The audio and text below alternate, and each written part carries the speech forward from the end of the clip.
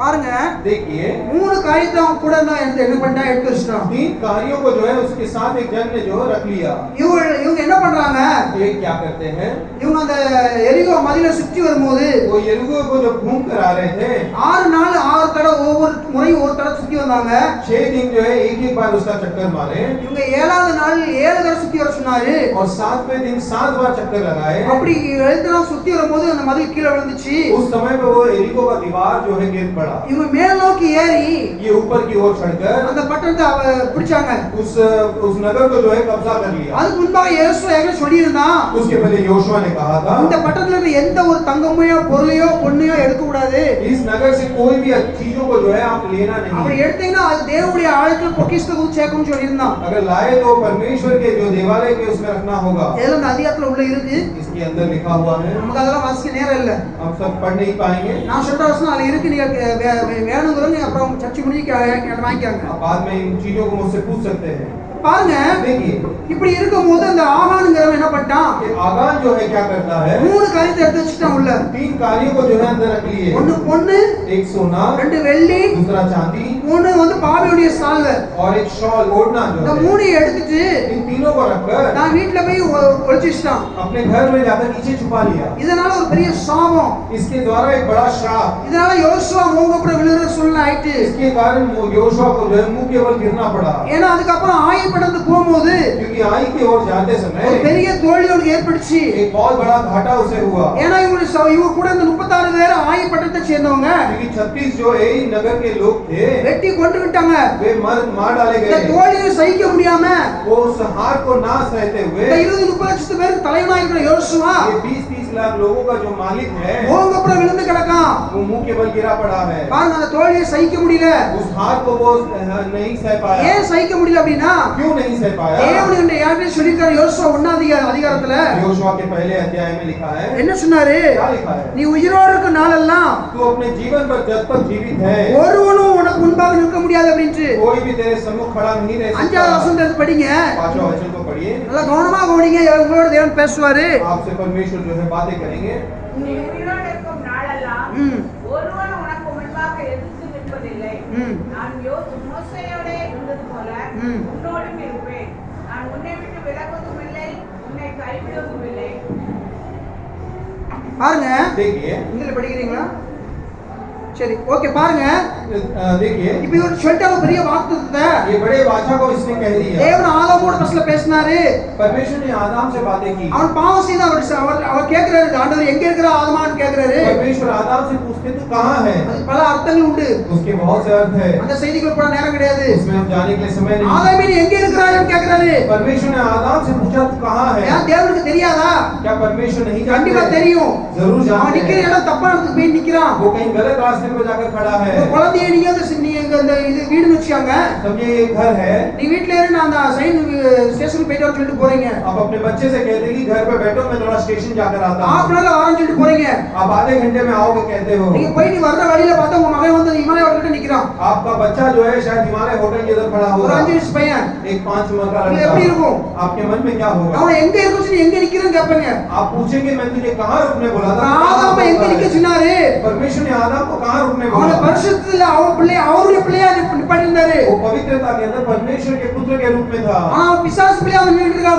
लेकिन अब वो शैतान के पुत्र के रूप में आकर இது खड़ा ஒரு है। ஆழமான சத்தியம். ये गहरा सत्य அதெல்லாம் है। தேவன் கூப்பிட்டாரு. ஆதாம நீ எங்க இருக்கிறான்னு கேக்குறாரு. परमेश्वर ने आदम से पूछा तू कहाँ है? அவன் இருக்கிற இடம் தவறான இடத்துக்கு போய் நிக்கிறான். वो गलत रास्ते पर जाकर खड़ा था, அவன் நிர்வாணமா நிக்கிறான். वो बिना वस्त्र का था, அந்த மகிமின் தேவன் மகிமின் சாயல இறந்து நிக்கிறான். वो परमेश्वर की महिमा को खो बैठा था, அத பயந்து ஓடி ஒளிஞ்சு நிக்கிறான். इसलिए भाग कर छुप गया वो। அவன் நோக்கி கூப்பிடுறாரு, ஆதாமே நீ எங்க இருக்கிறான்னு கூப்பிடுறாரு. परमेश्वर ने आदम से पुकारा तू कहाँ है? முதல் சத்தம் ஆதாமே நோக்கி கூப்பிட்டாரு. पहली आवाज जो परमेश्वर ने उसे पुकारा, இரண்டாவது சத்தம் காயினே நீ எங்க இருக்க காயினே கூப்பிடுறாரு. फिर काइन को पुकारते हैं, உன் சகோதரன் எங்கன்னு கூப்பிடுறாரு. तेरा भाई किधर है पूछा उससे, அப்புறம் 1000 வருஷம் பேசல ஆண்டவர். उससे फिर बातें नहीं किए। அப்புறம் நோவாட்ட பேசுறாரு. फिर सीधा नूहा से परमेश्वर ने நோவா बात की। கூப்பிட்டு சொல்றாரு, எச்சரிக்கிறாரு. नूहा को बुलाकर चेतावनी दी நீ है, உன்னை பாதுகாத்துக் கொள்ளு. तू अपने आप को सुरक्षित रख ले, ஒரு புயலை ஏற்படுத்திக் கொள்ளு என்று. एक जहाज बना। அதுக்கப்புறம் பாத்தீங்கன்னா फिर बात அதுக்கப்புறம் முக்கியமான ஒரு சிலர் தான் கர்த்தர் பேரை சொல்லி கூப்பிடுவாரு. फिर परमेश्वर की कुछ लोगों को ही नाम लेकर पुकारते हैं। ஆபிரகாமை கூப்பிட்டாரு. அதுக்கப்புறம் 1000 வருஷம் கழிச்சு 1000 साल के बाद अब्राहम को पुकारा, ஆபிரகாமே हे अब्राहम, நான் சொல்ற தேசத்துக்கு நீ போ அப்படினாரு. मैं जिस देश को दिखाता हूँ सोच चला जा। அதுக்கப்புறம் மோசே நோக்கி கூப்பிடுற மோசேயே फिर मूसा को देखकर बोले, நீ எகிப்து ஜனங்களை மீட்டு கொண்டு வரணும் அழைச்சி அப்படின்னு மலை இந்த எரியிற அக்கினியில பேசினாரு. जलते हुए झाड़ी में से परमेश्वर ने मूसा से बातें की। முதல் தடவையா மோசே சத்தத்தை கேட்கலாம். फिर मूसा पहली बार परमेश्वर की आवाज கர்த்தர் பேரை சொல்லி கூப்பிடுறவங்க விசேஷமா இருக்கிறாங்க பாருங்க. जिसको परमेश्वर नाम लेकर पुकारता है, அந்த विशेष மோசேக்கு है। அப்புறம் முதல் தடவையா யோசுவாவை கூப்பிடுறாரு. लेकिन मूसा के बाद योशुआ को परमेश्वर யோசுவாவை நீ ஏன் மூக்குப்புற வந்து கிடக்க? योशुआ तू क्यों मुंह के बल गिरा நீ पड़ा है? எழுந்திரு.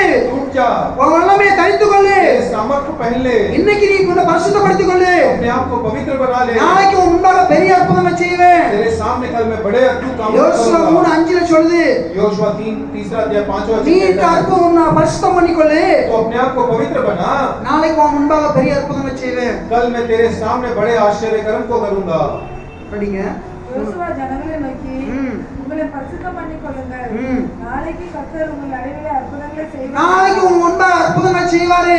कल आपके सम्मुख में आश्चर्य कर्म இன்னைக்கு करूंगा। நீங்க வார்த்தையை வல்லமையோடு விசுவாசத்தோடு கேட்டீங்கன்னா, अगर परमेश्वर के वचन को प्यार बहुत पवित्रता से सुनते हो, இப்படி இதயத்துல இருந்து நீங்க கேட்டீங்கன்னா வார்த்தையை, मन की गहराई से जब सुनते हो, நாளைக்கு உங்க முன்பாக அற்புதம் நடக்கும். कल आपके सामने अद्भुत होगा। அவருடைய வார்த்தையை வெறுமையா நினைச்சிடாதீங்க. परमेश्वर के वचन को खाली मत सोचिए। மோசே 2 தப்பு தான் பண்ணான். मूसा ने 2 गलतियां की। ஒன்று கற்பலையை வார்த்தையை கீழே போட்டு உடைச்சான். एक ने वाचा के उस पट्टे को तोड़ दिया। இரண்டாவது தப்புன்னா दूसरा क्या है? கண்மலையை அடிச்சான். उसने उस चट्टान को मारा। கொரிந்தியர் சொல்லுது கண்மலை, அந்த கண்மலை கிறிஸ்துவே. कोरिन्थियों में कहा है कि वो चट्टान मसीह है। அந்த கற்பலையை போட்டு உடைச்சது தேவனுடைய வார்த்தையே. वो उस आज्ञा की पट्टियों को बड़ा परमेश्वर का वचन வார்த்தை है தேவன், और वचन परमेश्वर கண்மலை है। கிறிஸ்து. चट्टान परमेश्वर है। ரெண்டையும் அடிச்சிட்டான். उसने दोनों को मारा, ஒருத்தருக்கு உடைச்சான், ரெண்டாவது அடிச்சிட்டான். एक को तोड़ा और एक को मारा। மோசே பெரிய தீர்க்கதரிசி, मूसा बहुत बड़ा भविष्यवक्ता அப்பேற்பட்ட है। தீர்க்கதரிசி எழும்ப முடியாது. ऐसा भविष्यवक्ता खड़ा नहीं होगा। நம்ம அவர் குறை சொல்றதுக்காக சொல்லல, हम उन्हें कमी खटी के लिए नहीं कहते, அவர்கிட்ட இருந்து நம்ம கத்துக்கணும், நம்ம சுத்திகரிப்புக்காக சொல்றது. ये हमारी शुद्धिकरण के लिए हम बोल रहे அந்த हैं। 2 தப்புனால 2 गुनाहों के कारण அவன் கொடுக்கிற வாக்குத்தத்தத்தை கானான் தேசத்தை பிரவேசிக்க முடியாம போச்சு. वो प्रतिज्ञा के उस देश कानान में प्रवेश नहीं कर ஒரு पाया। கடத்த அதை சொல்றாரு. அதை एक जगह पर कहा गया, அவங்க இஸ்ரேல் ஜனங்களை பார்த்து உங்கள் நிமித்தம் நான் அந்த கானான் தேசத்தை பிரவேசிக்க முடியாம போச்சுங்கிறாரு. तुम्हारे कारण जो है मैं इजराइल के उस देश में नहीं जा पाया। அதான் வசனம் நம்ம இருக்கு, உள்ள இருக்கு अंदर वचन है। பாருங்க. அவன் அந்த உலக போராட்டத்துல அவன் ஒரு தோல்வியை ஏற்படுச்சு அவனுக்கு. वो दुनिया के उस लड़ाई झगड़े में जो है वो हार गया, ஆனா ஆவிக்குரிய வாழ்க்கையில ஒரு பெரிய ஜெயத்தை எடுத்தாரு. लेकिन आत्मिक जीवन में एक जय को पाए। அவர் மரிக்கும் போது தேவ தூதர்களே வந்து அடக்கம் பண்ணாங்க அவர் சரீரத்தை. वो उसके उस मरने के बाद उस शव को लेने के लिए देवदूत आकर खड़े हो ஆனா गए। அவருக்கு ஒரு ஆசை என்ன இருந்துச்சு, लेकिन उनको एक आशा क्या थी, எப்படியாவது கானானை பாத்துறணும்ட்டு. किसी भी तरह उस कानान को देख तो ले। நீங்க அந்த வசனம் படிங்க, எபிரேயர் படிங்க. हिब्रू का पुस्तक, சாரி, உபாகமம் 3:5 படிங்க. व्यवस्था विवरण 3:25. 3रा अध्याय 5वां वचन, ड्यूटरोनॉमी 3:5। நான் கடந்து போய் ம் யோர்தானுக்கு அப்புறத்தில் உள்ள ஆ. அந்த நல்ல தேசத்தையும் ம். அந்த நல்ல மலையையும் ம். லீபனோனை பார்க்கும்படி ம். உத்தரவு கொடுத்தரலும் என்று வேண்டிக் கொண்டான். ம் படிங்க தொடர்ந்து படிங்க. கர்த்தரோ உங்கள் நிமித்தம் ம். என்மேல் கோபம் கொண்டு உங்கள் நிமித்தம் என் மேல் கோபம் கொண்டு எனக்கு செவி கொடாமல் என்னை நோக்கி ம். போதும், ம். இனி இந்த காரியத்தை குறித்து என்னோட பேச வேண்டாம். ஆ படிங்க. நீ பிஸ்காவின் கொடுமுடியில் ஏறி ம். கொடுமுடியில் ஏறி ம். உன் கண்களை மேற்கிலும் வடக்கிலும் ம். தெற்கிலும் கிழக்கிலும் ஏறெடுத்து ம். உன் கண்களினாலே அதை பார். இதை யோர்தானை நீ கடந்து போவதில்லை. ம். இந்த யோர்தானை நீ கடந்து போவதில்லை. பாருங்க, இவன் யோர்தான் அப்புறத்துக்கு கானான் தேசம். ये योर्दान के बाद जो कानान देश है, யோர்தானை கடந்து போக முன்னாடி அவர் அங்க மரிக்க போறாரு. योर्दान के पहले ही वो मरने वाले हैं। தேவன் சொல்லிட்டாரு. परमेश्वर ने कह இவன் दिया, கேக்குறான், ஆண்டவரே நான் அதை பார்க்கணும்னு நினைக்கிறான். ये पर इसने मूसा ने कहा मैं उसे देखना चाहता हूँ। உடனே ஆண்டவர் என்ன சொன்னாரு, परमेश्वर ने क्या कहा, போதும். बस हो गया। தேவன் மேல கோபம் கொண்டு परमेश्वर तुझ पे क्रोधित होकर அவன் சொல்றான், ஜனங்களை பார்த்து தேவன் உங்கள் நிமித்தம் என் மேல கோபம் கொண்டாரு. पर वो कहता है लोगों के कारण परमेश्वर मुझ पे क्रोधित हो गए, ஏன்னா அவர் கற்பனையை போட்டு உடைச்சிட்டேன். क्योंकि वाचा के उस पट्टी को तोड़ दिया। அவங்க வந்து விக்கிற அந்த கண்ணுக்குட்டியை உண்டாக்குனாங்க. उन्होंने उस बछड़े को बनाया। இவன் என்ன பண்ணிருக்கலாம்? ये क्या करना போய் चाहिए? அங்க இருக்கிற 10 20 வெட்டி போட்டா கூட ஆண்டவர் மன்னிச்சிருப்பாரு. तो 10-12 लोग का अगर से काट डाला होता तो भी प्रभु माफ कर देते। தேவன் தன் கைப்பட எழுதிப்பட்ட அந்த வார்த்தையை போட்டு உடைச்சிட்டான். परमेश्वर ने जो हाथ से लिख कर दिया उस आज्ञा को तोड़ दिया। பாருங்க கோபம். देखिए गुस्सा। அடுத்தால என்ன ஆயிட்டு அவங்க தண்ணிக்கு கேட்கும்போது फिर पानी को पूछते समय கண்மலையே அடிச்சிட்டான். चट्टान को उसने मार दिया। பாருங்க देखिए இந்த ரெண்டு காரியத்தால மோசே அந்த கானான்குள்ள பிரவேசிக்க முடியாம போச்சு. दो कारणों के कारण मूसा जो है कानान में प्रवेश नहीं ஆனா कर पाया। பரலோகத்துக்கு போயிருக்காரு. स्वर्ग में गए, ஆனா அந்த பூமி வாழ் அவருக்கு ஒரு பெரிய ஆசை அவருக்கு இருந்துச்சு. लेकिन पृथ्वी का एक आशा जो उनके पास அந்த था, கொடிமொடியில ஏறி उस जगह पर जाकर அந்த படிங்க திருப்பி படிங்க 3 உபாகம் 3 व्यवस्था विवरण கொடுமுடியில ஏறி இப்ப படிச்சீங்களா? பிஸ்காவின் கொடுமுடியில் ஆ ஏறி பிஸ்காவின் கொடுமுடி அதை பாருங்க ஆசை அவனுக்கு இருந்துச்சு. அது பார்க்கறது उसको क्या आशा थी? அவனுடைய லட்சியமே அவனுக்கு அதான் இருந்துச்சு. उसका उद्देश्य ही वही था। ஏன்னா அவன் எகிப்துல கஷ்டப்பட்டான், वो मिस्र में कष्ट उठाए, அனாந்தரத்துல கஷ்டப்பட்டுட்டே இருக்கான். और जंगलों में कष्ट उठाए, எப்படியாவது அந்த கொடுமுடியில ஏறி அந்த பிஸ்காவை பார்க்கணும்னு ஆசை அவனுக்கு. किसी भी उस जगह पर चढ़कर उन चीजों को அந்த देखना। யோர்தானுக்கு அப்புறத்துல அந்த கானான் தேசத்தை பார்க்கணும்னு ஆசை. योर्दान के पार जो कानान है उसे देखना चाहते அந்த थे। மகா நல்ல தேசத்தை பார்க்கணும்னு ஆசை அவனுக்கு இருந்துச்சு. उस अच्छे देश को देखना चाहता था, ஆனா இஸ்ரவேல் நிமித்தம் लेकिन इजरायली लोगों के कारण மோசே காண முடியாம போச்சு. मूसा ने उन चीजों को देख नहीं ஏன்னா पाया। மோசே சாதாரண ஆளு கிடையாது. क्योंकि मूसा एक साधारण जन नहीं है। நீங்க எபிரேயர்ல படிச்சீங்கன்னா உங்களுக்கு தெரியும் 11:24 वो 11:6 में जिस तरह लिखा है, படிங்க. எபிரேயர் 11:24 हिब्रू का 11वां अध्याय 24 से நம்ம யோசுவாவை தான் பார்க்க நினைச்சோம். हम योशुआ में उन चीजों को விசுவாசத்தினாலே ஆ. மோசே தான் பெரியவன் ஆனபோது ம். பார்வோனுடைய குமாரத்தின் மகன் எனப்படுவதை வெறுத்து பாருங்க எப்பேற்பட்ட ஒரு வெறுப்பு பாருங்க அவனுக்கு வருது. देखो उसके मन में क्या इच्छा है। பார்வோனுடைய குமாரத்தின் மகன் என்று फारोन की बेटी का पुत्र कहलाने के बदले அந்த வெறுப்பு அவனுக்கு உண்டாகுது பாருங்க. उसके मन में वो एक चिड़चिड़ापन आ அவன் गया। நினைச்சிருந்தா என்ன பாருங்க எல்லாரும், देखिए அவன் நினைச்சிருந்தா अगर वो चाहता तो பார்வோன் அந்த அரண்மனையில उस फारोन के उस राजमहल அவன் में ராஜபோகம்னு ஒரு வாழ்க்கை வாழ்ந்திருக்கலாம். वो राज अधिकार के साथ जी सकता था, எத்தனை திருமணம் பண்ணிருக்கலாம் அவன். कितनी भी शादियां कर सकता அவன் था, ராஜபோகமா ஒரு வாழ்க்கை வாழ்ந்திருக்கலாம். वो अपने राज्य जीवन को जी सकता था। அவன் என்ன செய்யாத उसने क्या படிங்க किया? சிஸ்டர் 3 படிங்க. விசுவாசத்தினாலே மோசே ம். தான் பெரியவன் ஆனபோது ம். பார்வோனுடைய குமாரத்தின் மகன் எனப்படுவதை வெறுத்து பாருங்க எப்படி ஒரு வெறுப்பு பாருங்க. देखिए उसके मन में क्या इच्छा था।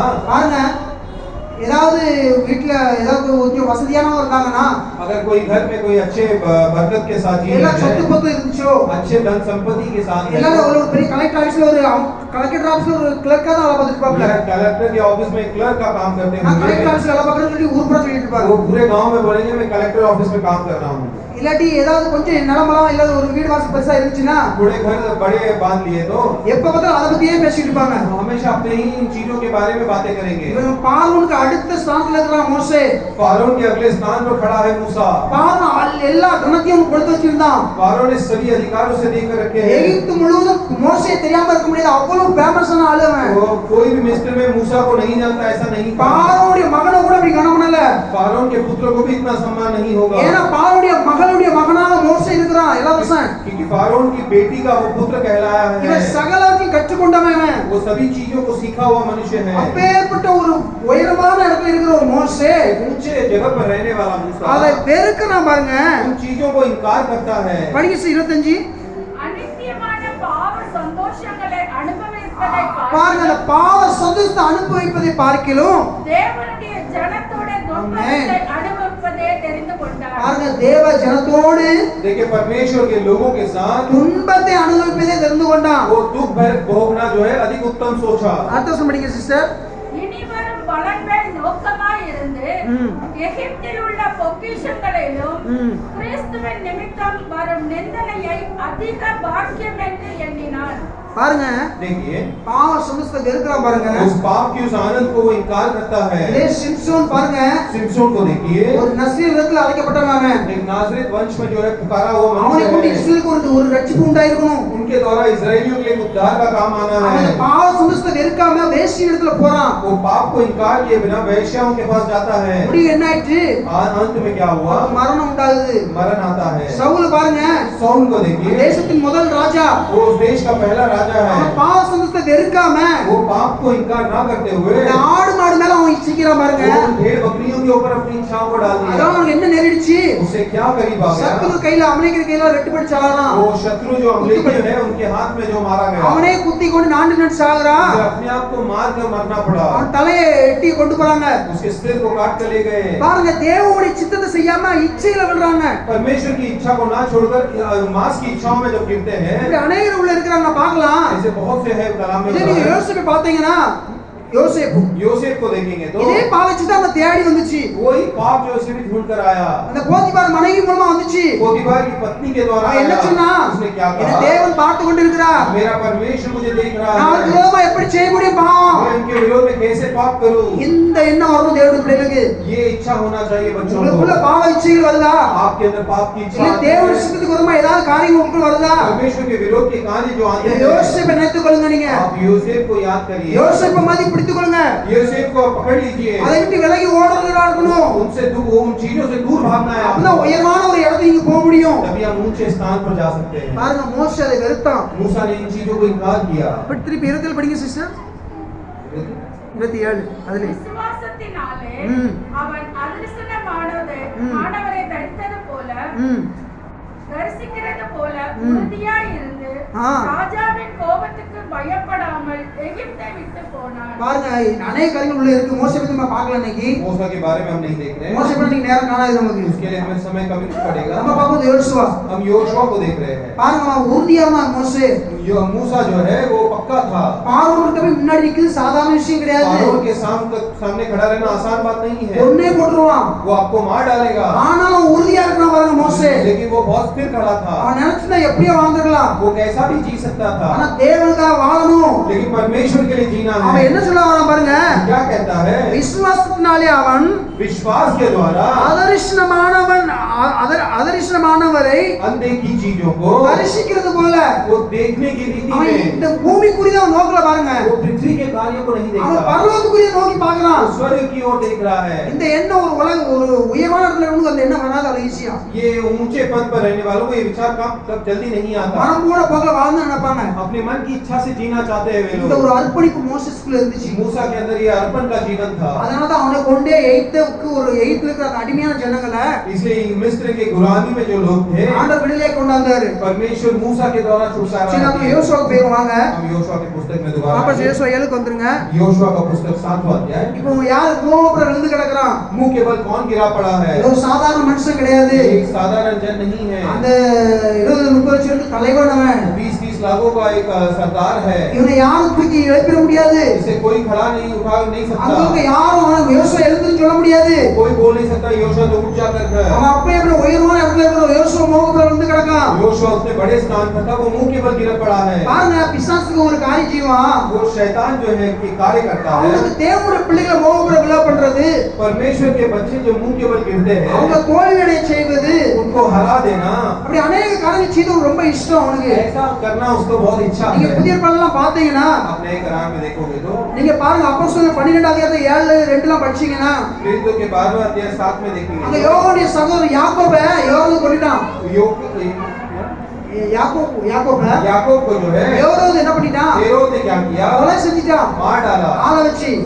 आदमी और रख के, இது வந்து யூதர்களுக்கு பிரியம், அங்க இருக்க ஜனங்களுக்கு பிரியப்படுவான்னு நினைச்சு कि वहां के लोग खुश हो जाएंगे இது कहकर அவங்க பிரியப்படுத்தும்படியாக उन्हें लोगों को खुश करने के யாசோபு लिए சீசர்களை கொலை செய்யும்படியாக வய தேடினான். वो याशुआ मसीह के चेलों को मारने के लिए रास्ता ढूंढने लगे। பேதுரு என்ன பண்றான்? புடி ஜெயில போட்டான். पतरस को पकड़कर जेल में डाल दिए। அடுத்து டார்கெட் பேதுரு கொன்றணும். अगला जो है पतरस को मार डालना है। ஆனா பாருங்க, அது பிசாசுக்கு ரொம்ப இஷ்டம் தேவனுடைய பிள்ளைகளை கொல்லணும்னா. शैतान को बहुत इच्छा है कि परमेश्वर के बच्चों को मार இல்ல डाले। தேவனுடைய பிள்ளைகளை வீழ்த்தணும் அப்படின்னா அவனுக்கு ரொம்ப இஷ்டம் அவனுக்கு. उसे गिरा देना उसे बहुत इच्छा है। தேவனுடைய परमेश्वर பிள்ளைகளை அவமானப்படுத்தணும்னா கொஞ்சம் கவனிங்க. परमेश्वर के बच्चों को जो है निंदा करना, தேவனுடைய பிள்ளைகளை அவமானப்படுத்துறதுக்கு பிசாசு ரொம்ப இஷ்டமா இருக்கும். परमेश्वर के बच्चों को निंदा करने के लिए शैतान बहुत तैयार அவருடைய रहता है। ஊழியத்தை செய்கிற பிள்ளைகளை வீழ்த்தணும் ரொம்ப இஷ்டமா இருக்கும் அவனுக்கு. जो सेवकाई कर रहे हैं उन्हें गिराना के लिए बहुत इच्छुक रहते हैं, ஆனா தேவன் விடவே மாட்டாரு. लेकिन परमेश्वर छोड़ेंगे नहीं। பாருங்க, பேதுரு தூதர்களை அனுப்பி दूधों को भेजकर அவங்க அந்த சிறையை உடைச்சி எறிஞ்சி परमेश्वर ने दूधों को भेजकर उस जेल खाने को तोड़ அவங்க दिया। கை கால கட்டுற அந்த சங்கிலிலாம் அவிழ்ந்து முடியல. उनको जो जंजीरों से बांधा था उसे खुलवा दिया। ஐயோ பேதுரு ஒரு தரிசனத்தை போல பார்க்கறாங்க. वो पतरस एक दर्शन की रीति में देखते ஒரு हैं। சொப்பனமா இருக்கு நினைச்சிட்டு இருக்கா. वो शायद सोच रहा है कि मैं स्वप्न में हूँ। தேவதூதனை வெளிய கொண்டு வராங்க. देवदूत उसे बाहर ले आते हैं। பாருங்க உங்க வாழ்க்கையில எப்படிப்பட்ட சத்துருக்கள் எழும்பினாலும் उनके जीवन में कितना भी बड़ा शत्रु होता உங்களுக்கு है, தேவதூதர் ஆண்டு நிறுத்திச்சிருக்காரு. वो परमेश्वर ने आपके लिए देवदूत रखे हैं। ஒவ்வொருவருக்கும் தேவதூதரை வச்சிருக்கிற ஆண்டவர். हर एक के लिए देवदूत रखे हैं। அவர் ஏதாவது வழியை உங்களை வழிநடத்துவாரு. किसी भी रीति में हमें चलाएंगे। பாருங்க மோசே मूसा இந்த இஸ்ரவேல் ஜனங்களை அழைத்து கொண்டு வரான். इस्राएली लोगों को जब लेकर चल रहा है, பார்வோன் பின்னாடி தள்ளிட்டு வரான். फारो जो है पीछे होना उनका पीछा कर रहा है। எப்படி சொல்லி தள்ளிட்டு வரான்? क्या बोलकर पीछा कर யாத்ரா रहा 15:9 நீங்க படிச்சீங்கன்னா தெரியும். है? ये निर्गम का पुस्तक 15 अध्याय 9 அவர்களை பின்தொடர்வேன், उनका पीछा करूंगा, அவர்களை பிடிப்பேன், उन्हें पकड़ूंगा, அவர்களை கொல்லுவேன், उन्हें मारूंगा, அவங்க உடலை அபகரிப்பேன். उनके सब चीजों को मैं कब्जा कर लूंगा। அப்படி சொல்லி தள்ளிட்டு வரான். उनका पीछा कर रहा है। படிங்க இல்ல யாத்ராகமம். निर्गम का पुस्तक தொடருவேன், ஆ. பிடிப்பேன், ம். கொள்ளையாடி பங்கிடுவேன், ம். என் ஆசை அவர்களிடத்தில் திருப்தியாகும், ம். என் பட்டயத்தை உருவுவேன், ம். என் கை அவர்களை சங்கரிக்கும் என்று ம். மகன்கள் சொன்னார். பாருங்க देखिए இப்படி சொல்லிட்டு யாத்ரா 14 அதிகாரம் முந்தின அதிகாரம் பாருங்க. एक्सोडस 14 9 படிங்க 14:9. 14 में 9 எகிப்தியர் ம். பார்வோனுடைய சகல குதிரைகளோடும் ம். ரதங்களோடும் ம். அவனுடைய குதிரை வீரரோடும் சேனைகளோடும் ம். அவர்களை தொடர்ந்து போய் ம். சமுத்திர தண்டையிலே ஆகாசேகருக்கு எதிரே இருக்கிற ம்.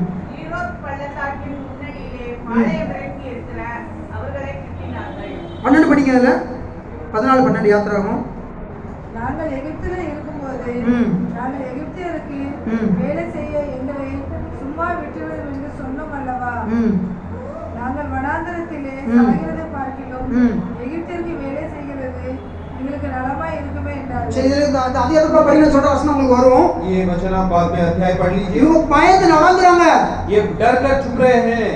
பின்னாடி பார்வோனும் சகல ராணுவம் வருது. पीछे फारोन और उसका पूरा सेना इनका पीछा कर சகல रहा है। ரதம் குதிரையோட வாரான். वो अपने सभी सेना और रथों के साथ आता அவங்க है। பின்தொடர்ந்து பிடிச்சு उन्हें पीछा करके पकड़ அவங்க कर கொண்டு போடுவேன். उन्हें मार डालूंगा। அவங்க உடமையெல்லாம் நான் அபகரிப்பேன்னு சொல்லிட்டு ஓடி வரான். उनके सभी चीजों को जो है कब्जा कर இத लूंगा। பார்த்து இஸ்ரவேல் ஜனங்கள் நடுங்கிருக்கு, பயப்படுது. इन चीजों को देखकर इस्राएली लोग डर रहे மோசே हैं। பார்த்து சொல்லுது, मूसा को देखकर कहते எங்க हैं, வனாந்தரத்தை கொல்றதுக்காக கொண்டு வந்தது. क्या तुम्हें हमें जंगल में मारने के लिए ले आया है? நாங்க அங்கேயே அடிமையா இருந்தா நான் வாழ்ந்துட்டே இருப்போம், உயிரோட இருப்போம். हम इस मिस्र में जो है गुलामी में जीवित तो रहते हैं। மோசே சொல்றாரு பாருங்க, मूसा ने कहा, உங்களுக்காக கர்த்தர் யுத்தம் பண்ணுவார். आपके लिए जो है परमेश्वर लड़ाई लड़ेगा। நீங்க யாத்திரை 14:14 இருக்கு வசனம். तो निर्गम का पुस्तक 14:14 இன்று में लिखा, கண்ட எகிப்தியனை आज जिस मिस्री को तू देखता இனி है நீ காண்பதே இல்லை आगे அப்படிங்கிறார். तू नहीं देख पाएगा। உங்களுக்கு விரோதமா சத்துருக்கள் எழுப்பி வரலாம் பார்வோனை போல. आपके पास शत्रु आ सकते हैं फारोन की रीति में। ஏசாயா 41:12 சொல்லுது. ऐसा 41:12 कहता है, என்ன சொல்லுது? क्या कहता है? உங்க சத்துரு நீங்க தேடி பார்த்தாலும் பார்க்க மாட்டீங்க. आप अपने शत्रुओं को ढूंढना चाहे तो भी नहीं ढूंढ உங்களுக்கு எதிரா पाएंगे। சத்துரு எழுப்பி நிக்கிறானா? अगर शत्रु खड़े हैं तो இல்ல பலவீன வியாதி எழுப்பி நிக்கா? बीमारी खड़ा है, இல்ல आपके தரித்திரம் எழுப்பி நிக்கா? தரித்திரம் या गरीबी आपके सामने खड़ा இல்ல है, உங்க குடும்பத்துல உள்ளவங்க உங்களுக்கு எதிரா எழுப்பி நிக்கிறாங்களா? या आपके परिवार के लोग आपके विरोध में இல்ல हैं, உங்க சொந்தக்காரங்க எழுப்பி நிக்கிறாங்களா? या आपके करीब के लोग आपके विरोध में खड़े இல்ல உங்க हैं, சொந்த சகோதர சகோதரி எழுப்பி நிக்கிறாங்களா? या आपके भाई बहन आपके विरोध में खड़े हैं। ஏசாயா 41:12 சொல்லுது. ऐसा है का 41:12 कहता है, படிங்க. உன்னோட போராடினவர்களை ஆ. தேடியும் காணாதிருப்பாய். ம். உன்னோட யுத்தம் பண்ணின மனுஷர் ம். ஒன்றுமில்லாமல் இல்பொருள் ஆகாதவர்கள். உங்க சத்துருவை தேடி பார்த்தாலும் நினைக்க மாட்டாங்க உங்களுக்கு. आप अपने शत्रुओं को ढूंढो तो भी नहीं मिल पाएंगे। அந்த அளவுக்கு தேவன் உங்களுக்கு எப்படி நீக்கி விட்டுறாரு? परमेश्वर उस रीति में उन चीजों को दूर कर देते எப்படி हैं। நீக்குவாரு? कब हटाते हैं? நீங்க அவர் சமூகத்துல உட்கார்ந்திருந்தா जब आप परमेश्वर के सम्मुख में बैठते தாவீது हैं। போல அப்படியே இருந்து படுக்கணும் அப்படியே சமூகத்துல. वो दावीद जो हमेशा परमेश्वर के सम्मुख में बैठा रहता था। பாருங்க அந்த மகிமைக்குள்ள வரணும் நம்ம. ऐसे महिमा के कार्य में हमें आना है। பாருங்க யோசுவா योशुआ जो है, திருப்பி யோசுவால வாங்க. योशुआ के पुस्तक में दोबारा आइए, படிங்க திருப்பி 7वां अध्याय 7:10. 7 में 10 को पढ़ेंगे। அப்பொழுது கர்த்தர் ம். யோசுவாவை நோக்கி ம். எழுந்திரு, ம். நீ இப்படி முகங்குப்புற விழுந்து கிடக்கிறது என்ன? பாருங்க देखिए, இப்போ இவனை அவங்களும் யாரும் எழுப்ப முடியாது. वहां के कोई भी योशुआ को उठा नहीं सकते, ஏன்னா क्योंकि இவன் எழும்ப முடியாம படுத்துறான். वो बिना उठने के रीति में सोया है। ஏன் அவமானப்பட்டு படுத்துறான் அப்படின்னா वो निंदित होकर वहां पर क्यों लेटा है? தேவன் சொன்னாரு परमेश्वर ने कहा நீ உயிரோடு இருக்க நாளெல்லாம் ஒருவன் உனக்கு முன்பாக நிற்க முடியாது तू जब तक जीवित है तेरे सम्मुख कोई खड़ा नहीं रह இவனுக்குள்ள सकता। மனசுல ஓடுது उसके मन में सोचता ஆண்டவரே நீ होगा சொன்னீரே आपने कहा था நீ உயிரோடு இருக்க நாளெல்லாம் ஒருவன் உனக்கு முன்பாக நிற்க முடியாதுன்னு சொன்னீரே जब तक मैं जीवित हूँ कोई मेरे विरुद्ध नहीं खड़ा நீங்க சத்துருக்கு रहेगा। முன்பாக மலங்கடிக்கப்பட்டு படுத்து கிடக்க முழுங்குப்புற आज मैं अपने शत्रु से हाथ पर सर झुकाकर நான் जीवित எப்படி हूँ। எழுந்திருக்க முடியும் मैं कैसे मुंह उठाकर தேவனுடைய उठूं? வார்த்தை போகுது परमेश्वर का वचन जाता है உனக்குள்ள இருக்கிற அந்த तेरे पास जो है அந்த களவு செய்தவன் वो जो तेरा है அந்த திருடனவன் वो चोर जो அந்த है உடன்படிக்கையை மீறினவன் उस वाचा के उस कार्य को उल्लंघन जिसने அந்த किया கட்டளையை மீறினவன் உனக்கிட்ட இருக்கான் उस आज्ञा को उल्लंघन करने वाला वहां पर நீ है। அவனை நீக்காத வரைக்கும் உனக்கு ஜெயத்தை பார்க்க முடியாது जब तक तू उसको हटाएगा नहीं तू जय नहीं அந்த पाएगा। சாவை தீராத எடுத்தவன் உன் கூட உங்களோட இருக்கிறான் वो शापित कार्य उन तेरे साथ ही है அது வரைக்கும் ஒரு ஜெயத்தை நீ எடுக்க முடியாது तब तक जय नहीं पा सकता। பாருங்க देखिए யோசுவா எழும்புனான் योशुआ उठा ஆகான பிடிச்சான் आगान को पकड़े அவன் உடமையில எல்லாம் எடுத்தான் அந்த பொருள்லாம் उनके सभी कार्यों को निकाले கொண்டு போய் और लेकर என்ன जाकर பண்ணா நீங்க 8வது அதிகாரத்துல படிச்சீங்களா அது இருக்குதுல आप 8वें अध्याय में देखेंगे तो கொண்டு போய் எரிச்சு போட்டாங்க அக்னியில उसे अग्नि में जला அவன் डाले। எதெல்லாம் தேடி எடுத்தானோ वो जो जो चोरी करके அதெல்லாம் लाया அக்னியில சுட்டெரித்து அவனை கல்லெறிஞ்சு கொண்டாங்க उसे अग्नि में जलाकर उसे पत्थर करके मार डाले। அதுக்கப்புறம் தான் ஒரு ஜெயத்தை பார்த்தாங்க उसके बाद ही योशुआ ने जो है जीत को देखा। பாருங்க देखिए சத்துருக்கு ஜெயம் எடுக்காத வரையும் நான் ஒரு ஜெயத்தை பெற முடியாது शत्रु को हटाए बिना आप हमारे बिना आप जीत नहीं सकते। ஒரு மதுரையில் நடந்த சம்பவம் இது மதுரையில் मदुरै में एक बात हुई थी, ஒரு உண்மையான சாட்சி एक सही घटना है। ஒரு ஆஸ்பத்திரியில एक हॉस्पिटल में கொஞ்ச நாளா ஒரு மனுஷர் ஆஸ்பத்திரி அட்மிட் ஆகிட்டாரு एक मनुष्य थोड़े दिन हॉस्पिटल में एडमिट था। டாக்டர் செக் பண்ணிட்டு இவனுக்கு ஒரு 4 நாட்கள் இறந்துறான்னு சொல்லிட்டாங்க बोले डॉक्टर ने चेक करके ये 4 महीने में गुजर जाएगा। அவங்க படிச்ச அறிவின்படி சொல்லிட்டாங்க उनके पढ़ाई के हिसाब से उन्होंने कह दिया कि गुजर जाएगा। ட்ரீட்மெண்ட் பார்த்தாங்க उन्होंने सब दवाई की, இன்னும் 3-4 நாட்கள் உயிரோட இருப்பாரு 3-4 महीने शायद जीवित रहेंगे, அதுக்கப்புறம் மரிச்சிடுவாரு फिर ये गुजर जाएंगे। நீங்க என்னமா போய் சொந்த பந்தத்தை சொல்லிருங்க சொல்லிட்டு அவங்க பிள்ளைகிட்ட சொல்லிட்டாங்க अपने करीबी रिश्तेदार को सबको बता दीजिए। அவங்களும் ஆஸ்பத்திரியில அவங்க அப்பா வச்சு பார்த்து முடியாம அவங்க போய் சொந்த பந்தம் சொல்ல ஆரம்பிச்சிட்டாங்க वो बच्चों ने भी उन्हें देखा और नहीं हुआ तो अपने रिश्तेदारों को बोलना शुरू कर दिया। தென்னை ஓலையில பாடையெல்லாம் கட்ட ஆரம்பிச்சிட்டாங்க அவங்க முறைப்படி இந்த முறைப்படி वो हिंदू के रीति में उन्हें जो है सब रीति रिवाजों को करने शुरू किए। அங்க ஒரு பக்கம் அப்படி நடந்துகிட்டு இருக்கு ऐसा एक घटना हो रहा है। இந்த ஆள் மறிக்கிறதுல இல்ல டாக்டரை கூப்பிடுறாரு வழி வேற தாம்பல வாங்க எல்லா ட்ரீட்மெண்ட் கொடுங்க அப்படின்னு கத்துறாரு वो दर्द में चिल्ला रहे डॉक्टर को कि आप मुझे कुछ ट्रीटमेंट दीजिए कर। இந்த நேரத்துல ஒரு விசுவாசி வந்து அந்த ஆஸ்பத்திரியில சுவிச்சு சொல்ல போயாச்சு உள்ள उस समय एक विश्वासी जो है उस जगह पे सेवकाई के लिए गए थे। அங்க ஒரு ஆட்டியா துண்டு பிரதி கொடுத்து சுவிச்சு சொல்லிட்டே இருந்தாலே सभी को कुछ बात करते हुए वो सुसमाचार बता रहा இந்த था। ஆளு என்ன காப்பாத்துங்க அப்படின்னு சொல்லி கூப்பிட்டு இருக்காரு ये मनुष्य चिल्ला रहा है कि मुझे बचाओ कर। இந்த நபர் அவர் பார்த்தோன்னா அவர்கிட்ட போயாச்சு ये मनुष्य जो सुसमाचार सुनाने वाला उनके करीब गया, போயிட்டு जाकर போய் சொல்றாரு कहते हैं, அது துண்டு பிரதி கொடுத்தாரு கையில वो हैंडबिल दिए। யாசோ மெசியா உங்களுக்கு தெரியுமா அவங்க இதுல இயேசு சொன்னாரு उन्होंने यीशु कहा, தெரியுமா உங்களுக்கு யாசோ மெசியா आप याशा मसीह को जानते हो क्या? அவர்தான் எனக்கும் இந்த உலகத்துக்கும் உங்களுக்கும் தேவன் அவர்தான் वो आपके लिए मेरे लिए इस पृथ्वी का जो है परमेश्वर है। உங்க வியாதியை உங்க சாபத்தை எல்லாம் சிலுவையில சுமந்தாரு आपके बीमारी आपके पापों को क्रूस पर उठा लिया उन्होंने। அவர் உங்களை குணமாக்கி இருக்கிறாரு वो आपको चंगा करते हैं। நீங்க அவர் தலைமுறை குணமா இருக்கிறான்னு ஏசாயா 53 சொல்ல வசனத்துல சொல்றாரு ऐसा है कि 53 के सब वचनों को उन्होंने बताया उस जगह पर। இவருக்கு தெரிந்த யாசோ மெசியாவை वो जितना जानते थे मसीह के இவருக்கு बारे தெரிந்த में, விதமா அவர் சொன்னாரு अपने रीति में उन्होंने उसे बताया। இந்த ஆள் அதை கேட்டுட்டே இருக்காரு वो मनुष्य उसे सुनते रहे। ஆனா இவர் எங்க கடைசி மரண தரையில இருக்கிறாரு वो आखिरी मरण के स्थान पर बैठे हैं। இந்த ஆள் சொல்லிட்டு கிளம்பிட்டாரு ये मनुष्य जो है सुसमाचार बोलकर चले गए। இவர் சொன்ன வார்த்தையை இவர் தனக்குரிய வார்த்தையா ஆக்கி அந்த சொல்ல ஆரம்பிச்ச ஏசுவா மெசியா ஆண்டவர் वो उस वचनों को सुनकर अपने आप में बोलने लगे कि यह मसीह जो है मेरा परमेश्वर வியாதியால் है, சிலுவையில பலியானாரு जो कोई क्रूस पर बलिदान हुए। என் நோயில குணமாக்கி இருக்கிறாரு वो मेरे लिए चंगा, मेरे बीमारी को चंगा किए। இப்படியே சொல்ல ஆரம்பிச்சிருந்தாரு ऐसा उस मनुष्य ने बोलना शुरू कर கொஞ்ச दिया। நேரம் சொல்லிட்டே இருந்தாரு थोड़ा बोलते रहे। பார்த்தா கையை அப்படியே கால அசைக்கி படுத்த அவரு वो बस बिस्तर में ही लेटे थे।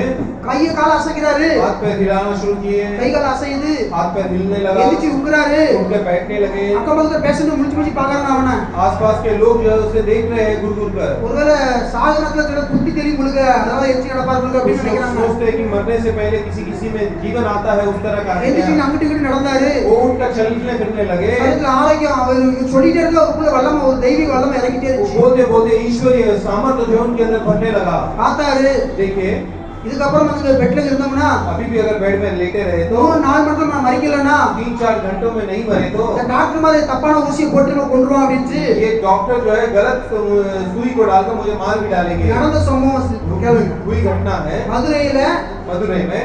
அந்த மைதானத்துல ஒரு சாட்சி இருக்கு. वो मैदान में एक जन ने जो गवाही दिया था। அமெரிக்கா காலேஜ் பக்கத்துல அந்த ஆஸ்பத்திரி இருக்கு. वो अमेरिकन कॉलेज के करीब में वो हॉस्पिटल है। அந்த மைதானம் நான் சொல்றேன். वो है उस जगह पर। அந்த ஆளு நடந்து பார்த்தாரு. उस मनुष्य ने चलकर देखा। 2-3 மணி நேரத்துல மறிக்கலாம் இந்த இவங்க டாக்டர் தப்பான மருந்து கொடுத்து கொன்றுவாங்க சொல்லிட்டு अगर मैं 2-3 घंटे में चलता रहा तो यही मुझे कुछ इंजेक्शन देकर मार डालेंगे। அந்த பேஷண்ட் ட்ரெஸ்ஸோட வெளிய தப்பிச்சு ஓடிட்டாரு. वो उस पेशेंट के ड्रेस से हॉस्पिटल छोड़कर भाग गए। ஓடி भागकर அங்க உஸ்லம்பட்டி அவர் ஊர் உஸ்லம்பட்டி उनका गांव जो है उस्लमपट्टी। இவரு ஹாஸ்பிடல் வந்து அந்த அமெரிக்கன் காலேஜ் பக்கத்துல இருக்கிற ஆஸ்பத்திரி. उनका हॉस्पिटल जो है अमेरिकन कॉलेज के करीब में है। அங்க நின்னு பிச்சை எடுக்கும்போது யார்கிட்டயா கொஞ்சம் பைசா தாங்க நான் ஊருக்கு போணும். उनसे किसी से भीख मांगा मुझे पैसे दो गांव जाने के लिए। 50 ரூபாய் தேர்ச்சி அவருக்கு. 50 रुपए அத வச்சு பஸ் பிடிச்சு சொந்த வீட்டுக்கு போயாச்சு. वो लेकर अपने घर पहुंच गए। அங்க போனா वहां पर गए तो அங்க எல்லா பாடகட்ட எல்லாம் ரெடி ஆயிட்டு இருக்கு. वहां पर सब मरने के लिए जो तैयारी करना है सब करके रखे हैं। எல்லாரும் சொன்னா வந்து வர ஆரம்பிச்சிட்டு सब करीबी लोग आने लग गए। பாருங்க देखिए இவர் அங்க ஆஸ்பத்திரியில இருக்கும்போது ये हॉस्पिटल में जब थे இவர் சத்தம் போட்டு கூப்பிட்டார் ஆண்டவரை. इन्होंने चिल्लाकर जब பஸ்ல परमेश्वर டாக்டர் வாங்க காப்பாத்துன்னு சொல்லி கத்துனாரு. डॉक्टर को पहले मदद के लिए पुकारा ஆனா அந்த டாக்டர் செவி கொடுக்கல. और उस डॉक्टर ने सुना ही नहीं। அப்புறம் ஒரு சகோதரர் சுவிசேஷம் சொன்ன உடனே एक सुसमाचार सुनते ही இப்போ எந்த டாக்டர் கூப்பிட்டாரு? अभी कौन से डॉक्टर को மகாபெரிய बुलाया? வைத்தியர் யாசோமேஷா கூப்பிட ஆரம்பிச்சிட்டாரு. वो महान डॉक्टर जो यीशु मसीह को उन्होंने पुकारा। பாருங்க உங்க பிள்ளை கூட சத்தம் ஒரு குழந்தை சத்தம் குடிச்சுனா एक बच्चा जब आवाज देता है தகப்பன் கேட்காம இருப்பாரா? क्या पिताजी नहीं सुनेगा? பாருங்க நம்ம ஒரு மொபைல் 10-20 இருக்காங்க. यहाँ पे 10-12 लोग हैं। உங்க மொபைல் ரிங்டோன் சத்தம் கூட யார் ரிங்டோன் ஓடிச்சு எடுக்கறாங்க. हमारे मोबाइल का रिंगटोन बजते ही हमको पता चलता நம்ம है। தூங்கிட்டு இருப்போம். हम सो रहे हैं। நம்ம வீட்ல 4-5 மொபைல் இருந்தாலும் घर में 4-5 मोबाइल होने पर भी நம்ம ரிங்டோன் அங்க நல்லா கேட்க தெரியுது. हमारा रिंगटोन हमें अच्छी तरह समझ में आता கீழ है। உளுந்துச்சுனாலும் ஓடி போய் மொபைல் எடுத்து பேசுறதுக்கு ஓடலாம். किसी भी तरह गिर पड़ के भी उस फोन को उठाते हैं। உங்க ரிங்டோன் சத்தம் உங்களுக்கு நல்லா கேக்குது. आपका फोन का रिंगटोन अच्छी तरह உங்க महसूस குழந்தை होता है। சத்தம் குடிச்சு எத்தனை பேருக்கு ஸ்கூல்ல இருந்து பிள்ளை வரும்போது जो जब स्कूल से बच्चे बाहर आते हैं 50 பிள்ளைனாலும் உங்க பிள்ளைக்கு சத்தம் குடிச்சுனா கரெக்ட்டா உங்களுக்கு தெரியும். आप 50 बच्चों में आपका बच्चा आवाज देता है आपको समझ में आता है। நமக்கே தெரியும் அப்படினா जब हमें ही समझ आता है तो யாசோமேஷை நோக்கி தன் பிள்ளை கூப்பிடுது ஒரு பாவியான மனுஷன். एक बच्चा यीशु मसीह को जो पुकारता है तो क्यों नहीं அவர் सुनेंगे? செவி கொடுக்காம இருப்பாரா? कि वो क्यों नहीं हमारा उत्तर देंगे? அந்த ஆஸ்பத்திரியில தேவனை நோக்கி கூப்பிட்டாங்க மனுஷன். ஒரு ஆண்டவர் அறியாத ஒரு மனுஷன். वो परमेश्वर को नहीं जानने वाला जब परमेश्वर को पुकारने लगा அந்த சுவிசேஷம் சொன்னவன் கடந்து போயிட்டான். எங்கே போயிட்டான்? वो सुसमाचार बोलने वाला कहीं तो चला गया। ஆனா அவன் சொன்ன அந்த தேவன் அங்கேயே இருக்கிறாரு. लेकिन जिस परमेश्वर के बारे में कहा वो परमेश्वर वहीं पर அந்த थे। இடத்துல உலா ஆரம்பிச்சாரு. वो वहीं पर चलने लगे। யாசோமேஷை எனக்குள்ள வாரும். यीशु मसीह मेरे अंदर आइए। நான் மரிக்க போறேன். मैं मरने वाला हूँ। இந்த வியாதியை குணமாக்கிக்க நான் விசுவாசிக்கிறேன். मेरे बीमार से मुझे चंगाई करने के लिए பாருங்க தைரியம் வரணும். அவன் அப்படியே எழுந்திச்சு நடக்க வச்சு वो ईश्वरीय सामर्थ वहां उतर कर उन्हें उठाकर चला ஒரு गया। 4 மணி நேரம் அவனை அடக்கம் பண்ணிப்பாங்க. वो 3-4 घंटों में जो है उसे दफनाने वाले हैं। மரிக்கிற நேரத்துல मरने के समय में தேவன் நமக்கு ஒரு ஜீவனை கொடுத்தார் பாருங்க. परमेश्वर ने उसे जीवन दिया। எப்பேர்ட்ட ஒரு சாட்சி பாருங்க. देखिए कैसा एक गवाही है। ஒரு கன்வென்ஷன் மீட்டிங் நடக்கும்போது அந்த நபர் அவர் சாட்சியா சொன்னாரு. एक कन्वेंशन मीटिंग में इस भाई ने जो है अपनी गवाही को बताया था। அது நல்ல மைதானம். அது பேர் மையத்துல அந்த கன்வென்ஷன் மீட்டிங் நடந்துச்சு. वो अच्छा एक जगह है उस जगह पर உண்மை சம்பவம் ये सही घटना है। எத்தனையோ சாட்சிகள் மறைந்திருக்கு. ऐसे बहुत से गवाहियां जो छुपी पड़ी है। பாருங்க देखिए நீங்க உண்மையா இருந்தீங்கன்னா आप परमेश्वर के लिए उत्तम रहते हो तो நீங்க மோகப்புறம் வந்து கட்டினாலும் சரி आप मुंह के बल क्यों ना पड़े रहे। இஸ்ரவேல் ஜனங்கள் பார்வோன் துரத்தி விட்டு வரும்போது इजरायली लोगों को जो फारोन पीछा कर रहा था இது ஏத்தாக்கு சிறந்த சமுத்திரம் தான் இருக்கு. सामने लाल समुंदर है। பின்னாடி போனா பார்வோன் கண்டிப்பா கொன்றுவான். पीछे जाए तो फारोन जरूर मार डालेगा। முன்னாடி போனா சமுத்திரம் அவங்க முங்கிதான் சாகணும். आगे समुंदर है उसमें डूब कर मरना पड़ेगा। முடிவே இல்லாத இடத்துல தான் ஆண்டவர் தொடர்ந்து உண்டாக்குவாரு. जब आपके पास कोई रास्ता नहीं तभी परमेश्वर रास्ता निकालते எங்க हैं। என் வாழ்க்கை இதோட முடிய போகுதுன்னு நினைக்கிறீங்களோ जब आप सोचेंगे कि मेरा जीवन खत्म होने वाला நீங்க है விசுவாசித்தீங்கன்னா आप विश्वास करेंगे அங்கதான் உங்களுக்கு தொடக்கமே ஆரம்பிப்பாரு. वहीं पर परमेश्वर आपके लिए नया कार्य शुरू करते हैं। பாருங்க யோசுவா கிட்ட பேசுறாரு. यहोशू से बातें करते நீ हैं எழுந்துரு. उठ जा। ஏன் மோகப்புறம் இருந்து கிடக்க? क्यों मुंह के बल गिर पड़ा है? எழுந்து அப்படின்னாரு. उठ जा कह दिया। இப்ப எழுந்துருனா ये उठकर खड़े हुए। அதுக்கப்புறம் சொன்னாரு ஒருத்தர். फिर उसने कहा ஏன்னா என்ன அவன் காரியம் தப்பானா அப்படின்னா ये क्या बात है?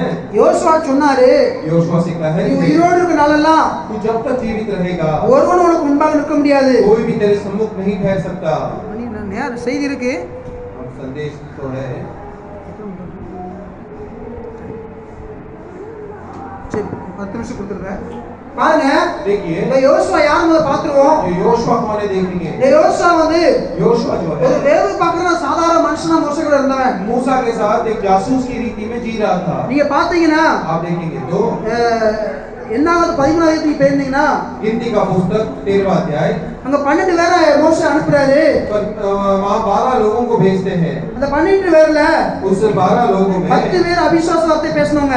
10 लोग थे अविश्वास से बातें किए இந்த 2 பேரும் காலேபும் யோசுவா மட்டும் और कालेब और योशुआ जो है விசுவாச வார்த்தையில பேசினாங்க. विश्वास के वचनों के द्वारा बातें की। என்ன பேசினாங்க? 13ஆம் அதிகாரம் 13वां अध्याय எடுங்க. என்னாகுமோ 13 गिनती का पुस्तक नंबर 13 அதுல வசனம் 30 படிங்க.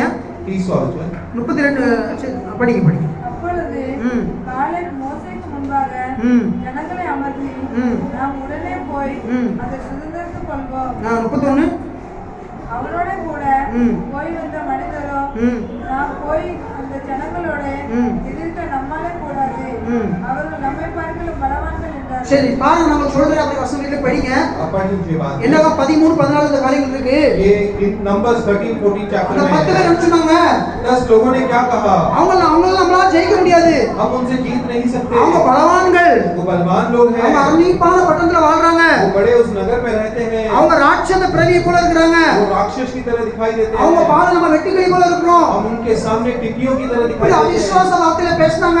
ऐसे अविश्वासी शब्दों के द्वारा उन्होंने बातें की। ஆனா அதே 14 அதிகாரத்துல लेकिन उसी 14 चैप्टर में 6வது வசனம் படிங்க. 6वां वचन कहता है யோசுவாவும் காலேப் என்ன சொன்னாங்க? योशुआ और कालेब ने क्या कहा?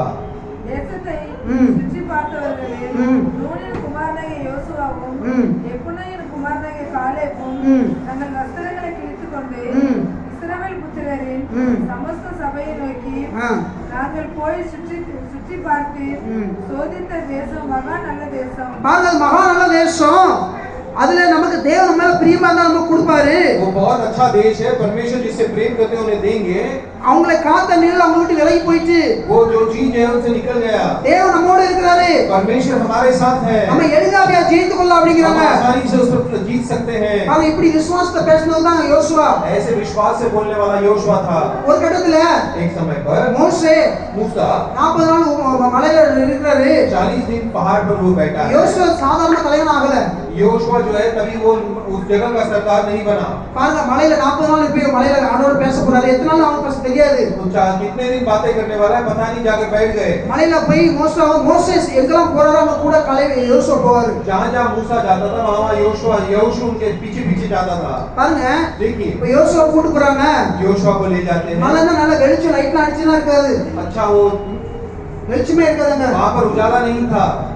மலைக்கு ஏறி போறோம். वो पहाड़ के ऊपर चढ़ रहे हैं। இப்போ ஜனங்கள் வந்து ஊர்ல பாளையத்துல இருக்காங்க. लोग जो है गांव में बैठे हैं। உதாரணம் நம்ம இங்க இருந்து இஸ்ரேல் ஜனங்கள் வாழ்ற இடம் வச்சுக்காங்க. समझिए ये इजरायली लोगों का रहने का जगह மலை है। இந்த தானா வரைக்கும் தானா தூரத்துக்கு இருக்கும் வச்சுக்காங்க. नदी थाना की ओर एक पहाड़ है। இவ்வளவு தூரம் கூட நடந்து போகணும். यहाँ से वहाँ तक चलकर जाना है। யோசுவா மோசே நடந்து போறாங்க. योशुआ और मूसा चलकर गए। ஒரு குறிப்பிட்ட இடம் வந்ததுக்கு அப்புறம் एक जगह पर आते ही அந்த மலைக்கு பக்கத்துல வரும்போது उस चट्टान के करीब आते யோசுவா ही நிப்பாட்டிட்டாரு. योशुआ को रुका दिया। இதெல்லாம் அந்த காரியங்கள்லாம் பைபிள்ல இருக்கு, நீங்க படிங்க வீட்ல போய். सभी बातें हैं बाइबल में। இப்போ மோசே மேல நடந்து போறாரு. मूसा ऊपर चढ़ के गए। ஒரு நாள் ஆயி, 2 நாள் ஆயி, 3 நாள் ஆயி, 40 நாள் ஆகுது. 1-2 दिन करके 40 दिन बीत गए। யோசுவா அங்க நின்னுட்டே இருக்காரு. योशुआ वहीं पर खड़े हैं। எத்தனை நாள் ஆக போறோம் யோசுவாவுக்கு தெரியாது. योशुआ को नहीं पता कितना दिन लगेगा। பாருங்க, எப்படியாப்பட்ட ஒரு அர்ப்பணிப்பாங்க யோசுவா கிட்ட. योशुआ के पास कैसा एक आज्ञाकारीपन था। இப்போ மோசே மேல போயிட்டாரு. मूसा ऊपर चले गए। தேவன் மோசேயோட பேசினாரு. परमेश्वर ने मूसा से बातें की। எப்ப நீ யோர்தான் கடந்து போக மாட்ட. भाई तू योर्दान पार नहीं நீ करेगा। இங்கே நீ மரிக்க போற. तू यहीं पर मरने वाला है। நீங்க நினைச்சிருக்கலாம் ஒருவேளை. शायद इसने सोचा होगा இப்ப நமக்கு அப்புறம் யார் நடத்துவாங்க ஜனங்களை? मेरे बाद कौन इन लोगों को चलाएगा। அதுக்கப்புறம் ஆரோன் சகோதரர் இருக்காங்க. फिर आरोन और उसके बच्चे हैं। ஏன்னா தம்பி பிள்ளைங்க இருக்காங்க. उसके मेरे भाई के बच्चे हैं। இவங்கள தான் ஓடி இருந்துச்சு. उसके मन में सोचता ஏன்னா होगा ஆசாரியர்கள் क्योंकि वही याजक के पद पर बैठे हैं। யோசுவா வந்து சும்மா ஒரு வேலையாளனா தான் போயிட்டு இருந்தான். योशुआ जो है काम करने की रीति में चल रहा ஒரு था। வேலை பார்க்கறவனா தான் போயிட்டு இருந்தான். एक जासूस की रीति में घूम रहा ஆனா था। யோசுவாக்கு ஒரு அர்ப்பணிப்பு இருந்துச்சு. लेकिन योशुआ के पास एक अर्पण का இப்போ जीवन था। மோசஸ் கேட்டுட்டு இருக்காரு. मूसा पूछ रहा है। டக்குன்னு தேவன் சொன்னாரு, तब परमेश्वर ने कहा இப்போ ஒன்ன போல உனக்கு வீட்டுக்கான் பாரு तेरे जैसा एक जन नीचे खड़ा है யோசுவா यहोशुआ அவனை கூப்பிட்டு उसे बुलाकर இஸ்ரவேல் ஜனங்கள் பார்க்கும் மன்னமாக इस्राएली लोगों को देखने के लिए உன் கையை அவன் மேல வை तेरे हाथों को उसके ऊपर रख உனக்கு அப்புறம் அவன் தான் அவன் இந்த ஜனம் வழி நடத்துவான் तेरे बाद वही लोगों को जो है चलाएगा பாருங்க அந்த வசனம் பார்க்கணும்னா படிங்க एक वचन को पढ़ लेंगे உபாகமம் व्यवस्था विवरण 31 1 ல 3 படிங்க 31 1 2 3 ड्यूटरनॉमी 31 1 2 3 இன்னும் மோசே போய் இஸ்ரவேலர் யாவரையும் நோக்கி ம்.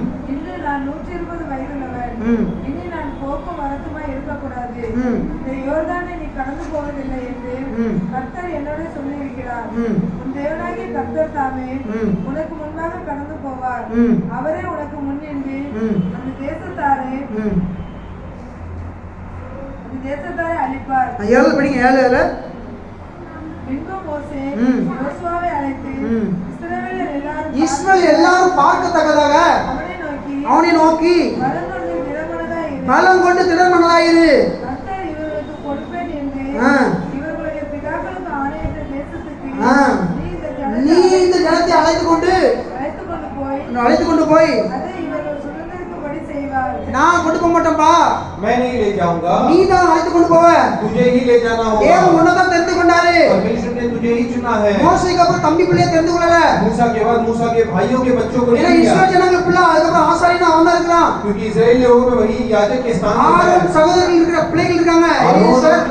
आरोन के बच्चे इलेजर ஆனா பாருங்க और மோசே கைய வச்சு அவன் மேல ஆசைக்கிறாரு मूसा अपने हाथ को उस पर रखकर நீங்க योशुआ அதுல को 8வது வசனம் 14வது வசனம் படிச்சீங்கன்னா அது இருக்கு 8 और 14 में पढ़ेंगे அப்புறம் तो है உபாகம் 34 9 வீட்டுல படிங்க நீங்க आप घर में पढ़ लीजिए पुस्तकों அப்புறம் को உபாகம் 3 25 28 வரை படிச்சீங்க உங்களுக்கு அது கிடைக்கும் आपको इसमें पूरा चैप्टर में पढ़ेंगे तो मिलेगा நான் சொன்ன காரியம் அதுல இருக்கு मैंने जो कहा वो है பாருங்க மோசே 40 நாள் இருக்கிறான் मूसा 40 दिन है பாருங்க வெயில் அடிச்சிருக்கலாம் धूप लगा होगा இருக்குல இது ஒண்ணுமே தெரிஞ்சிருக்காது अंधकार में कुछ भी दिखाई ना दिया சும்மா होगा யேசுவ தலைனா வரல योशुआ यूं ही नहीं आया அவன் அர்ப்பணிச்சு நின்னுட்டே இருந்தான் காட்டுல वो अपने अर्पण किए हुए जीवन में उस बैठा था நம்ம வழிநடத்த தலைவன் வருவான் அன்னைக்கு வருவான் நாளைக்கு வருவான் நினைச்சிட்டே இருப்பாங்க वो बैठा था कि भविष्य में आएंगे आज नहीं तो कल नहीं तो परसों மோசே तक தேவனோட பேசி இருந்தாரு मूसा परमेश्वर से बातें कर रहा தேவன் था பேசினால நேரம் போன நாள் போன தெரிஞ்சிருக்காது परमेश्वर उससे बातें करते समय उसे उस समय का पता नहीं ஆனா लगा யோசுவா होगा। தனியா நின்னுட்டு இருக்கான் लेकिन योशुआ जो है अकेला खड़ा है பாருங்க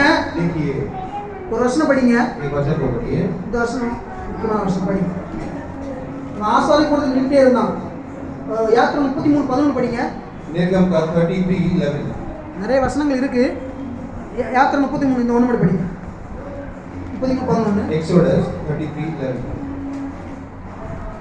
ஒருவன் தன் சிநேகிதனோடே பேசுவது போல ம். கர்த்தர் மோசேயுடனே முகமுகமாய் பேசினார். ம். பின்பு அவன் பாளையத்துக்கு திரும்பினான். ம். நூனின் குமாரனாகிய யோசுவா என்னும் அவனுடைய பணிவிடைக்காரனாகிய வாலிபன் ம். ஆசரிப்பு கூடாரத்தை விட்டு பிரியாது பாருங்க ஆசாரி கொடுத்து பிரியவே இல்லாம वो याजक के उस तंबू में से निकला ही नहीं மோசஸ் போயிட்டான் मूसा चला गया தேவனோட மகிமை அறிந்து அவன் போயிட்டான் परमेश्वर की महिमा के लिए पाने के लिए ஆனா चला யோசுவா गया ஆசாரி கொடுத்தே நின்னுட்டு இருக்கான் लेकिन याजक योशुआ जो है तंबू में ही बैठा था தேவன் மோசேயோட மேல பேசிட்டு இருக்காரு परमेश्वर मूसा से पहाड़ पर बातें कर रहे ஆனா हैं யோசுவா மலைக்கு அடியில அப்படியே காத்துட்டு இருக்கான் தேவனுக்காக लेकिन चट्टान के नीचे योशुआ जो है वो इंतजार कर रहा தேவன் है என்ன வார்த்தையை மோசே கொடுத்திருப்பாரு परमेश्वर ने मूसा को क्या कहा அந்த होगा வார்த்தையை முதல்ல நான் கேட்கணும் वो पहला पहला मैं सुनना हूं करके எனக்கு சொல்லணும் அப்படின்னு கேட்டுட்டு நிக்கிறான் वो शायद उस वचन के इंतजार कर रहा மோசே होगा இறங்கி வாரான் मूसा नीचे उतर कर आए அதெல்லாம் அதிகாரத்துல இருக்கு ये सभी यहाँ पर लिखे हैं யோசுவா இறங்கி வரும்போது மோசஸ் இறங்கி வரும்போது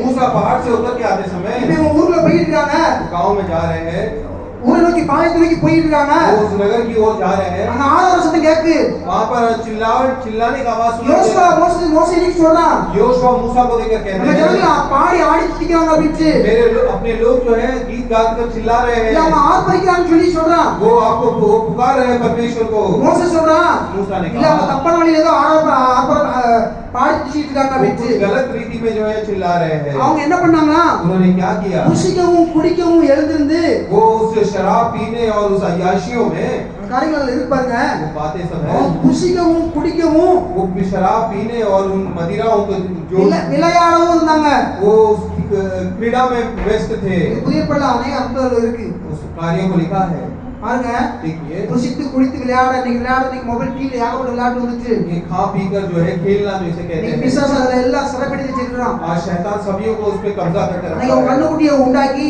एक बछड़े को बनाकर புசித்து குடிச்சாங்க उन्होंने शराब पिया है விளையாட எழுந்தாங்க ये उठकर खड़े हुए இன்னைக்கு புதிய பாட்டு புதிய உடன்படிக்கையில அப்படிதான் நடந்துட்டு आज இருக்கு बाचा का नया वचन जो है நல்லா புசித்து குடிச்சு अच्छी तरह खाओ पियो விளையாடுறாங்க மொபைல் டிவில உட்கார்ந்துட்டாங்க और खेल में चले जाते இந்த हैं இருதயத்துல அவரை ஆராதிக்கணும் हम मन में परमेश्वर की आराधना करना है யோசுவா போல ஆசாரிப்படத்திலே நிக்கணும் योशुआ की तरह उस तंबू में ही इंतजार करना அந்த है மகிமையை காத்து கொண்டிருக்கணும் उस महिमा के अंदर ही हमें इंतजार करना அப்படி है பண்ணும்போதுதான் ऐसे करते समय அந்த யோசுவா தான் தூக்கி நிறுத்தினார் ஆண்டவரே उसी योशुआ को परमेश्वर ने खड़ा किया மோசேஸ்க்கு பெரிய பிறகு मूसा के बाद மோசஸ் வந்து யோர்தானை கடக்க முடியாம அங்கேயே நிறுத்தப்பட்டான் वो योरदान पार किए बिना वहीं रुक गया ஆனா அதே யோர்தானை கடந்து போய் लेकिन उसी योरदान को पार कर உடன்படிக்கை பெட்டி முன்னாடி வைக்கிறான் யோர்தான் குடியா நிக்கி वाचा के संदूक को आगे रखकर वो योरदान को दो भाग कर அந்த வாக்குத்தத்தப்பட்ட கானான் தேசத்துல பிரவேசிக்கிறாங்க वो वाचा के उस देश की ओर जा रहे हैं அப்புறம் अनेक காரியம் செஞ்சிருக்காங்க யோசுவா 10:12 நீங்க படிச்சீங்கன்னா आप योशुआ 10-12 में पढ़ेंगे तो சூரியனையும் சந்திரனையும் அப்படி நிக்க வைக்கிறான் उसने सूरज और चांद को रुका दिया சத்துருக்கள் நோக்கி